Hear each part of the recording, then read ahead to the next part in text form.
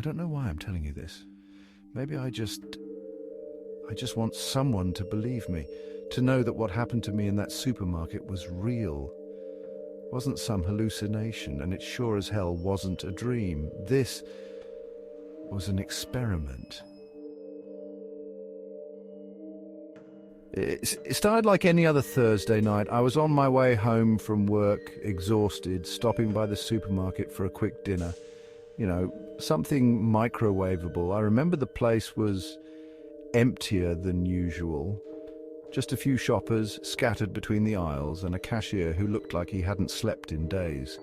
The fluorescent lights flickered a bit, but I didn't think much of it. As I was walking past the canned foods, I noticed something strange. In the corner by the freezer section, there was a door I swear I had never seen before. It was metal, painted this dull grey, like the door to a maintenance room. But the weird thing was, it had a sign, handwritten. Just 3 words, "Do not enter."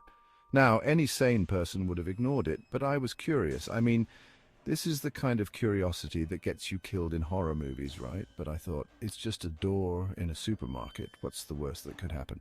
So I opened it. Inside, there was a long hallway, dimly lit, like something out of a hospital basement, stretching on far longer than it should. It felt wrong, like stepping into another place altogether.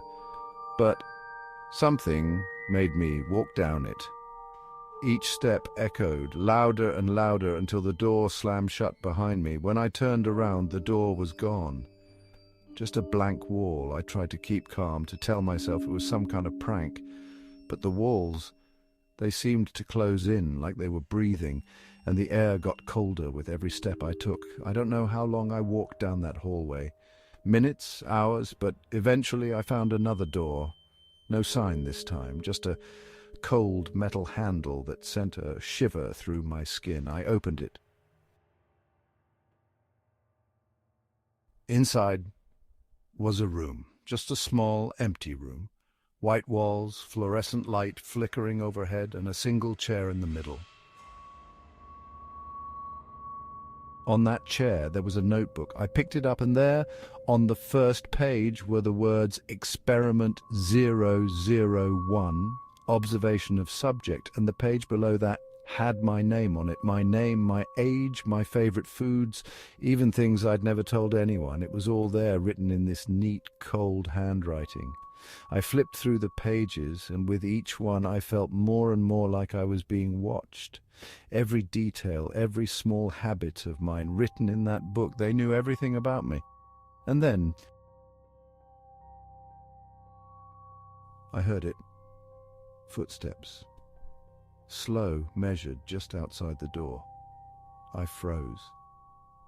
I thought maybe it was someone who could help, but deep down I knew they weren't here to help.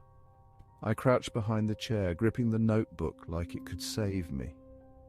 The footsteps got closer, then paused right outside. I could see the shadow through the crack under the door, just standing there, waiting. Then, just as suddenly as they'd come, the footsteps faded.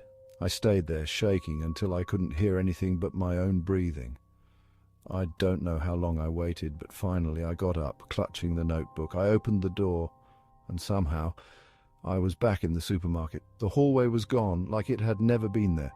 I ran out, clutching that notebook, but when I got home, it was blank. All those pages, all that personal information, gone, just empty pages. And ever since that night, I keep finding that notebook on my bedside table, in my car, even on my kitchen counter, open to that same page with Experiment 001. I don't know who was watching me that night or why they chose me, but I know they're not done. They're still out there waiting for me to slip up, to open another door, and next time, I don't think I'll get away.